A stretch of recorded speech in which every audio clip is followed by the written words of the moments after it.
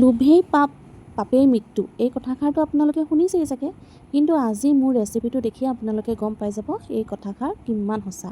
লোভেই পাপ পাপেই মৃত্যু। লোভ মানে কি?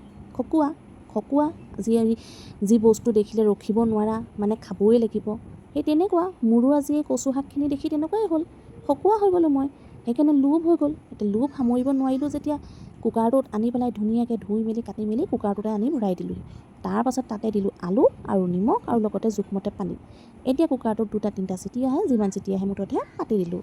এইখিনি পাতি লোৱালে মই এতিয়া মাছখিনি ধুনীয়াকৈ ধুই ল'লোঁ। ইয়াতে মই নিমখ আৰু মায়ে দিয়া ঘৰত বনোৱা হালধি অকণমান দি ধুনীয়াকৈ এইখিনি মুখত যেনেকৈ মই ক্ৰীম ঘঁহোঁ তেনেকৈ মই এহেঁতক হালধি নিমখখিনিও ধুনীয়াকৈ ঘঁহি দিলোঁ, ক'তো যাতে থাকি নাযায়। কিন্তু ঘৰৰে হালধিৰ কাৰণে কালাৰটো অকণমান কম দেখিছে।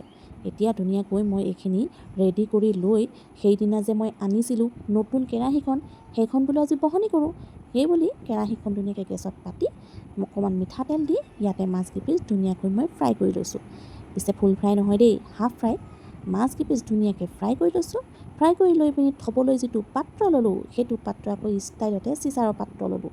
পিছে ঘৰতে যদি মই ভিডিঅ' নকৰি বনালোহেঁতেন ষ্টিলৰ কাঁহীখনকে ল'লোহেঁতেন, কিন্তু ভিডিঅ'টোৰ কাৰণে মই সৰু পাত্ৰটো লৈ পেলাই মাছ থ'বলৈ যাওঁতে মাছ এপিচ সৰিয়ে পৰিলে। তাৰপাছতে পিঁয়াজটো ধুনীয়াকৈ কাটিলোঁ। আদা নহৰুটো আকৌ এয়া মোৰ কালাৰফুল পটাগুটিটোৱে ধুনীয়াকৈ অকণমান থেতালি দিছোঁ। ধুনীয়াকৈ থেতালি দিলে ধুনীয়াকৈ খাবলৈ সোৱাদ হয়, সেইবুলি থেতালিয়ে দিলোঁ। থেতালি এতিয়া পিঁয়াজৰ লগত থেতালি দিয়া আদা আৰু নহৰুখিনি ধুনীয়াকৈ দিলোঁ। দি লৈ ইয়াত অকণমান হালধি দিলোঁ। দি লৈ এইখিনি মই ধুনীয়াকৈ লৰাই থাকিম, যাতে গোটেইখিনিয়ে ইটো সিটোৰ গাটো ধুনীয়াকৈ লাগি যায়। এইবুলি ধুনীয়াকৈ লৰাই আছোঁ। লৰাই হৈ যোৱাৰ পাছত এতিয়া মই সৰু সৰুকৈ বিলাহী 4টামান কাটি লৈছোঁ। বিলাহী 4টা কাটি লৈ ধুনীয়াকৈ ইয়াতে দি দিছোঁ। এহেঁতৰ পৰিয়ালটো বিলাহী নিদিলে কমপ্লিট নহ'ব জানো?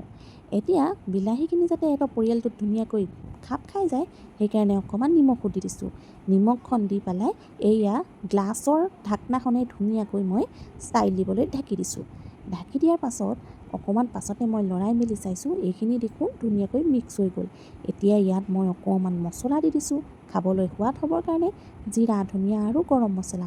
সেইফালে আকৌ কুকাৰত কচু আৰু আলুখিনি হৈয়ে গ'ল নহয়, সেইখিনিও ধুনীয়াকৈ ইয়াতে দি দিলোঁ। দি লৈ পিনি অকণমান ধুনীয়াকৈ ওপৰ তল কৰি লৈ ছোৱালীজনীক মোবাইলটো ধৰিবলৈ দি ঘুটনিডাল মই মাৰি দিলোঁ। পিছে কেৰাহীখন এনেকুৱাই পিছল, ঘুটনি ইফালে গৈছে সিফালে গৈছে, তথাপিতো মই এৰা নাই, ঘুটনি ভালকৈ মাৰিহে এৰিলোঁ। ইয়াত লগতে পানী এবাটি দি লৈ এতিয়া মই ফ্ৰাই কৰি থোৱা মাছ কেইপিচো ইয়াত দি দিলোঁ। আৰু লগতে ঘুটনি মৰাৰ আগত আলু কেইপিচমান মই ছাইড কৰি থৈ দিছিলোঁ, এতিয়া সেইকেইপিচো দি দিম। তাৰ আগত মই দি লৈছোঁ এয়া অলপ জালুকখিনি দি আলুখিনি দি ধুনীয়াকৈ ঢাক মাৰি দিলোঁ। এয়া মোৰ ৰেডি হৈ গ'ল মাছ কচু জালুকীয়া। এয়াই নহ'ব, লগতে বনালোঁ মই পটল ফ্ৰাই। পটলখিনি ধুনীয়াকৈ ফ্ৰাই কৰিলোঁ। ফ্ৰাই কৰি লৈ এয়া মই ভাতৰ কাঁহীখন ধুনীয়াকৈ ৰেডি কৰি ল'লোঁ। কাঁহৰ কাঁহীখনতে ধুনীয়াকৈ ৰেডি কৰি লৈছোঁ ভাতটো, লগতে পটল ফ্ৰাই আৰু এয়া মাছ, আৰু লগতে আমাৰ ঘৰতে বনোৱা এয়া বি জলকীয়া আচাৰকণ। বি জলকীয়াকণ ভাতৰ ওপৰত দি দিলে বাহ কি খাওঁ খাওঁ লাগে নহয় জানো? এইয়া ৰেডি হৈ গ'ল আমাৰ ৰেচিপি, মানে আমাৰ খানা। Bye bye.